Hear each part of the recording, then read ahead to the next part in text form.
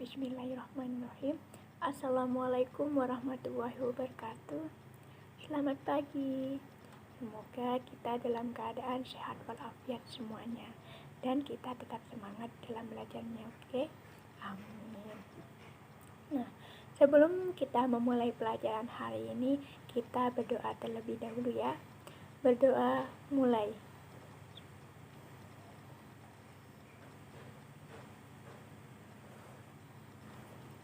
Selesai. Oke, materi hari ini yaitu kondisi alam negara Australia dan kondisi alam negara Mesir. Sebelum Ibu lanjut ke materi hari ini, Ibu akan menyebutkan tujuan pembelajaran hari ini. Yang pertama, yaitu siswa dapat mendeskripsikan dengan benar kondisi alam negara Australia. Yang kedua, siswa dapat mendeskripsikan dengan benar kondisi alam negara Mesir. Kondisi alam negara Australia. Yang pertama yaitu lokasi. Lokasi Australia, jika dilihat dari tentang pembahasan benua Australia, secara astronomis negara Australia ini berada di 113 derajat bujur timur sampai 155 derajat bujur timur dan 10 derajat lintang selatan sampai 43 derajat lintang selatan. Sedangkan secara geografisnya, batas utara negara Australia yaitu Laut Timur, Laut Arafuru, dan Selat Terus. Sedangkan untuk batas timurnya yaitu Samudra Pasifik, batas selatan Samudra Hindia, dan batas baratnya juga Samudra Hindia. Nah, itu merupakan lokasi negara Australia. Yang kedua yaitu iklim. Iklim di Australia sangat bervariasi. Hal ini dikarenakan wilayah yang dimiliki Australia sangat luas. Australia berada pada 3 wilayah lintang, yaitu wilayah lintang tropis, wilayah lintang subtropis, dan wilayah lintang sedang. Wilayah Australia yang termasuk wilayah lintang subtropis yaitu berada pada 110 derajat lintang selatan sampai 23,50 derajat lintang selatan. Sedangkan untuk wilayah lintang subtropis yaitu berada pada 23,50 derajat lintang selatan sampai 350 derajat lintang selatan. Dan yang terakhir yaitu wilayah lintang sedang, yaitu berada pada 350 derajat lintang selatan sampai 440 derajat lintang selatan. Nah, itu merupakan iklim yang dimiliki oleh negara Australia. Yang ketiga yaitu bentuk muka bumi. Nah, di negara Australia ini ada 4 bentuk muka bumi, yaitu yang pertama dataran pantai, dataran tinggi timur, dataran rendah timur, dan plato, dataran rendah tengah, dan plato. Yang pertama yaitu dataran pantai, yang terdapat di bagian timur Australia yang memanjang dari Queensland sampai Victoria. Sedangkan untuk dataran tinggi timur atau yang disebut juga dengan The Great Diving Range itu terletak di bagian timur Australia. Sedangkan dataran rendah tengah yaitu memiliki ciri sangat datar. Ketinggiannya yaitu sekitar 200 meter di atas permukaan laut. Nah, yang tersusun atas batuan yang berusia tua, sangat kering, sangat panas, atau yang memiliki gurun dan semi gurun. Dan yang terakhir yaitu plato. Plato bagian barat mencakup 1/3 luas benua Australia. Kondisi iklimnya yaitu sangat kering dan semi kering, serta tersusun oleh batuan. Nah, itu merupakan bentuk muka bumi negara Australia. Yang keempat yaitu kondisi geologi. Kondisi geologi. Australia ini memiliki sejumlah potensi sumber daya alam seperti minyak dan gas, bauksit, batu bara, biji besi, intan, aluminium, emas, dan lain sebagainya yang dapat kita ditemui di negara tersebut. Terus yang kelima yaitu flora dan fauna. Posisi geografis Australia yang terisolasi ini yang membuat negara ini memiliki keunikan flora dan fauna. Sekitar 80% dari tanaman bunga mamalia, reptil, dan kata itu merupakan khas negara Australia. Vegetasi atau tumbuhan yang umum yang dapat kita ditemui di negara Australia yaitu vegetasi yang telah beradaptasi dengan kondisi kering. Vegetasi yang dominasi hidup di sana yaitu rumput hammock yang umumnya berada di Australia Barat, Australia Selatan, dan Australia Utara. Dan yang terakhir, kondisi penduduk. Jumlah penduduk. Pertumbuhan di negara Australia itu mencapai 1,15%. Jumlah penduduk Australia ini relatif kecil jika dibandingkan dengan luas wilayah yang dimiliki oleh negara Australia. Penduduk asli negara Australia yaitu suku aborigin.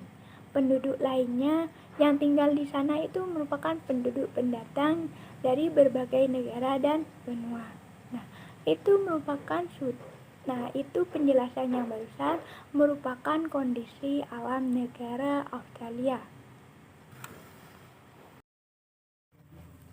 Lanjut yang terakhir yaitu kondisi alam negara Mesir. Yang pertama, lokasi.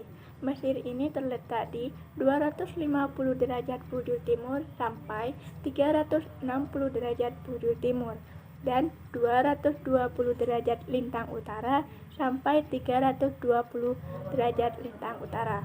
Secara geografis, Mesir ini terletak di Afrika Utara dengan posisi sebagian negaranya menghadap Laut Mediterania dan Laut Merah.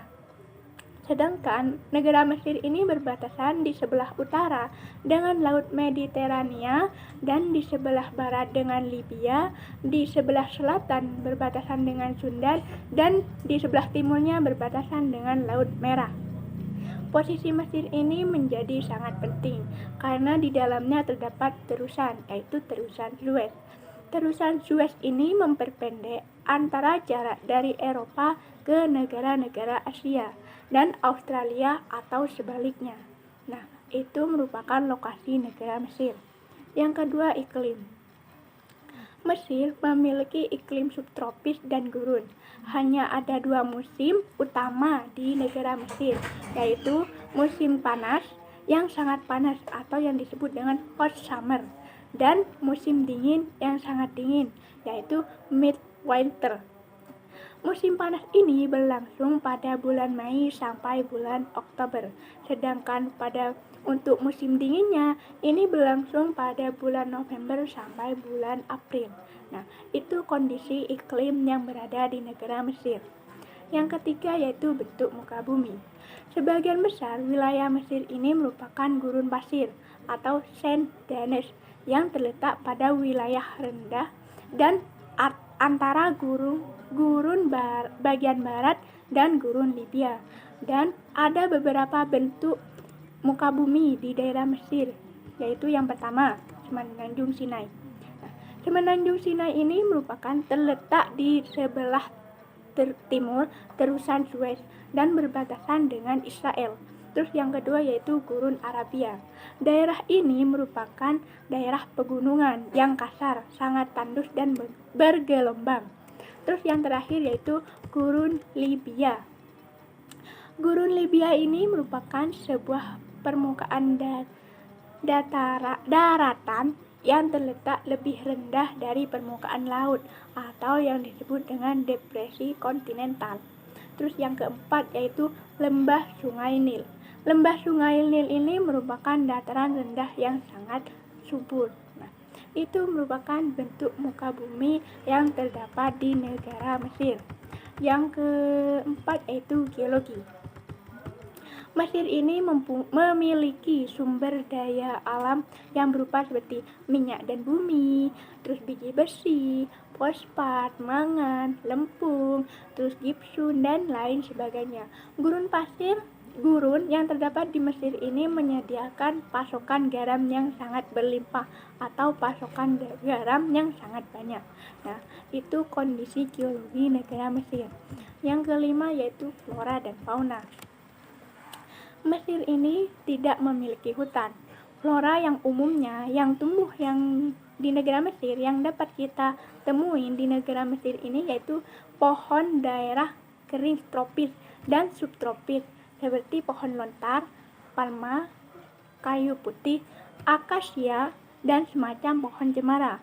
Nah, fauna yang dapat kita temuin di negara Mesir yaitu seperti domba, unta, dan keledai. Nah, itu flora dan fauna yang ada di negara Mesir. Terus lanjut yang terakhir yaitu kondisi penduduk. Nah, penduduk Mesir mencapai 89,1